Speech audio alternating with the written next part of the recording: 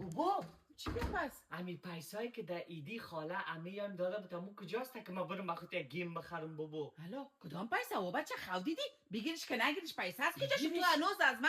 پدر پیا بگیرش میگیری که نگیرش چی مانو بابا پیسای ما خود گرفتی این دیشب تارس ما تیله کردم بیچاره رفتی در پیسا رو جمع کردم گفتی بتی در برو بچه تو کجا تانستی از پیشی از زیر دست تو بچه 100 روپیه را گرفت و آمدی یک دوی یک روپیگی تک تک را برام دادی یک روپیگی کجاست بابا؟ الله این